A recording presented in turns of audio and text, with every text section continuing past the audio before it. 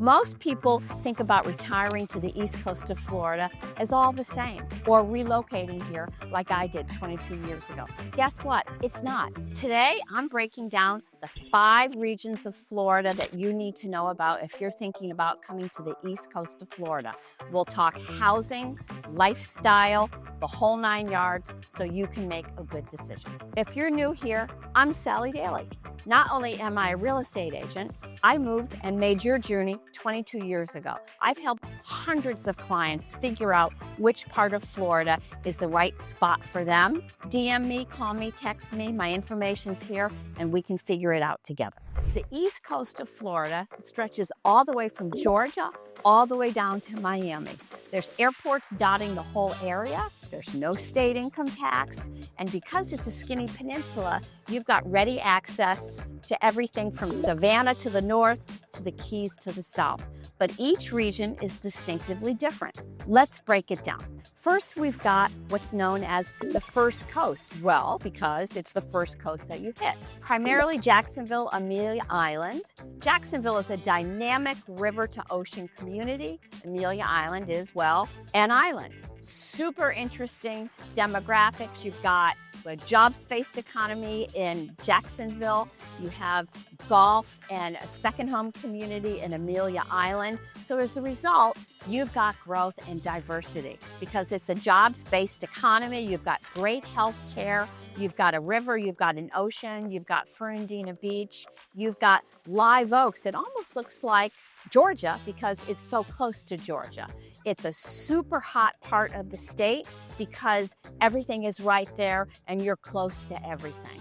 You're also going to have lots of options for housing types and prices. You're going to have in the Jacksonville area more moderate price points that working families can enjoy, a lot of doctors, nurses. Hop over the river and get to Amelia Island and you can have beach castles down to beach condos. There's really funky parts of town by Fernandina Beach. They've got, of course, the Concours d'Elegance every March, which is fabulous. It really is its own vibe. One thing to consider, it is above the tropic line. So if getting rid of Old Man Winter is important to you, it's something for you to consider. That said, it is a dynamic, growing part of the state, and there's lots of great reasons for you to consider it. Going south, and now we hit what's known as the fun coast. Well, yeah, it's Daytona Beach. Bikes, girls, fun on the beach. You're allowed to have vehicles on the beach. It is a really interesting part of the state. Daytona Beach and its surrounding neighborhoods offer both condos on the ocean and a beach lifestyle, interior, detached single-family houses. There's always something going on in Daytona Beach, and you don't have to be a biker to like it. Price points, because their high-rises are permitted, bring prices down a little bit. So you can get a more affordable beach condo than you could, say, in places like Vero Beach, where it's height restricted and you have less supply. So what you need to understand is, what kind of lifestyle do I want? There's a downtown that's super vibrant. And then if you're buying a condo, of course, the questions to say, Sally, help me understand this about the condos. What's the age of the condo? If it's an older condo, you just need to ask the right questions. Have they done their reserve study? Have they done their engineering study to give you confidence to say yes? Daytona is an affordable option, and increasingly, that's where a lot of people are saying yes. Now let's talk about what's known as the Space Coast. For those of you my age, you're going to remember I Dream of Jeannie, Cocoa Beach. Well, guess what? Cocoa Beach is not a sleepy town anymore. It's long been home to NASA. Everybody knows that. That's super cool. Go see the launches, see the astronauts. But now it has figured out how to be a hub for technology. SpaceX is there and all kinds of intended businesses that support it. Space Coast is now home to people that live and work, and it is not just a second home retirement community. Straight shot over from Orlando, easy to get to. You've got Cocoa Beach as well as the mainland. So you've got diversity as well as a super growing economy that's attracting high-wage talent, and it's bringing younger population to the area. Super interesting. Just south of NASA, you've got what's known as the start of the Indian River estuary. There's even a preserve for birds known as Pelican Island Preserve. That's super cool. So this is an embodiment of technology meets the tropics, and it's worthy of your consideration. So there's a lot going on from Melbourne all the way up through Cocoa Beach. The Space Coast is worthy of your consideration. There's a lot going on, and it's easy to see why it's attracting a lot of people that decide to call it full-time or part-time home. Prices are going to be more moderate than they are going to be in other parts of South Florida. You're going to have more affordability. You will have more density. You're going to have some high rises. You will not have that in Vero Beach. It's a Coke and Pepsi choice. They're both terrific. You can get housing from $400,000 to well over $1 million on the mainland. If you want water, you can get condos or waterfront on the river from $5 to multi-million. You're going to get more house for your buck than you will in Vero Beach because there's more density, which naturally puts pressure down on pricing. One proviso, the waterway is freshwater, so if getting away from alligators is important to you, you might want to consider the Treasure Coast, which is Vero Beach. All in all, there's a lot going on in the Space Coast, and it's easy to understand why it's increasingly on everybody's radar. Now we're going to talk about my personal favorite, the Treasure Coast, where I call home. We moved from Connecticut to Vero Beach, Florida 22 years ago and have never looked back.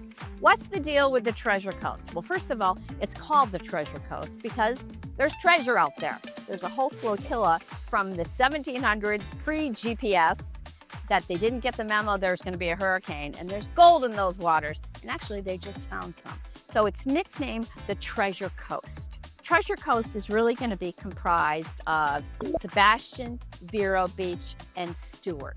They're all very distinct and different. What we loved about it is we wanted no crowds, low density, no winter, and a chill environment, and that's what we found in Vero Beach.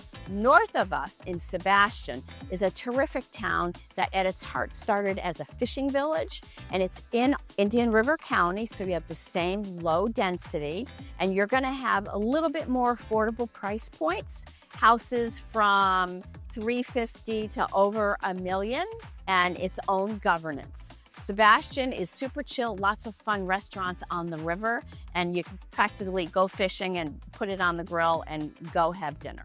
Lots of fun. Vero is a barrier island community, which is super cool. Literally, there's an island.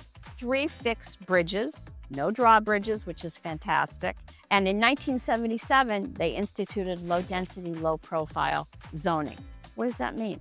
It means, unlike other parts of Florida, no high rises. You can't knock down one house and put 3 up in its wake. Height restrictions, but it even goes beyond that. As you go out towards I-95, you'll see pretty much everything stops around 66th Avenue because they wanted to protect the citrus growers, Indian River County grapefruit, and the guys that are still doing cattle. So what happens is the development went up to 66th Avenue and then went south, and it's fixed. So if housing and long-term support in a chill environment is important to you, Vero Beach is worthy of your consideration. Houses are going to be $400,000 to $1 million on what we call the mainland. On the barrier island, the cost of land makes those prices higher, and you're going to be maybe, $650,000 to multi-million for a condo and a detached house, depending on the age and the condition, of course, anywhere from $1 million to $30 million. Right in the middle is a little downtown district, super chill. So if a chill environment with not a lot of hustle and bustle, but really cool, laid back, the Hamptons of Florida vibe is your thing, Vero Beach and the whole Treasure Coast is worth your consideration. Just south of us is a beautiful town called Stuart that has a little island called Sewell's Point, which is super cool, very old Florida. Cross over the river and you get to Stuart proper. If you're a super deep water fisherman, Stuart should be on your radar. Stuart has deep water fishing all over the place. There's a lovely community called Sailfish Point. Stuart fishing is the name of the game.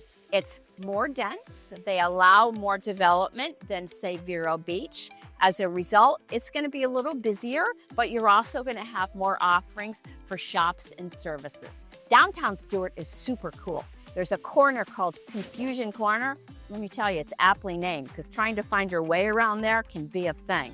But there's a lot of interesting dining and activities, cultural scene, and guess what's coming to Stuart soon? A new Brightline, which is our super popular high-speed rail that'll take you in a New York minute, faster than you could drive it for sure, down to Fort Lauderdale and Miami and back up to Orlando. So it's easy to see why Stuart might want to be on your radar. It's going to be more expensive than Vero, but if you're a deep water fishing person, it might be worthy of your consideration. And last but not least, we have aptly named the Gold Coast. From Palm Beach down to Miami. It's called the Gold Coast because, well, it's our Beverly Hills of the state of Florida. It is not inexpensive, but boy, is it lovely and offers a wonderful quality of living. From West Palm Beach to Jupiter, where tons of professional golf pros live, Tiger Woods, you name it, they're all there, all the way down to Boca Raton in Miami.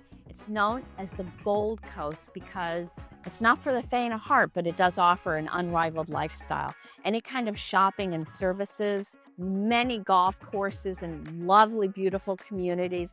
Barrier Island of Palm Beach, West Palm, which is having a moment and it's getting its own renaissance and is becoming known as Wall Street of the East, down to Miami, which is becoming, by some people's measure, almost a replacement or akin to New York. Clean, dynamic, fun, great vibe.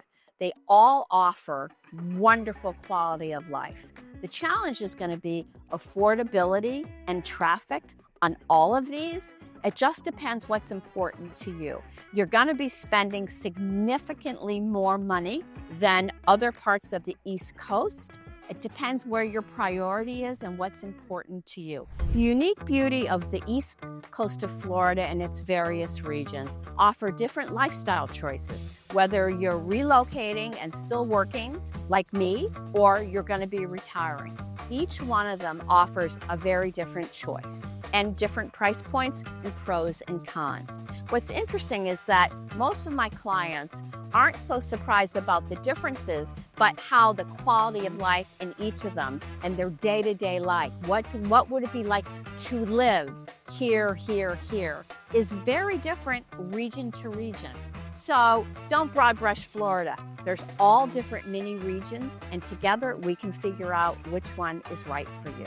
So don't wait till next winter to start your retirement search. This is known as shoulder season where we are now. It's not really peak season when people come down in January and February.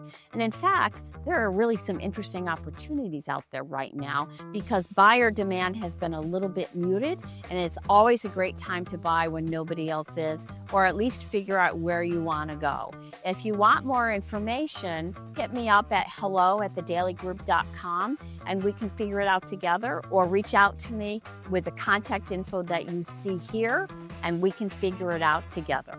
So in my next video, I'm going to reveal new home communities and opportunities where new homes are actually less than resales. Who'd have thunk it? And we can break it down and you can find some possibilities. So it's important that you see the whole spectrum of options, resale and new. So you understand when we work together, you're seeing all of your possibilities. So in my next video, I'm going to break it down so you have the full array of options to consider.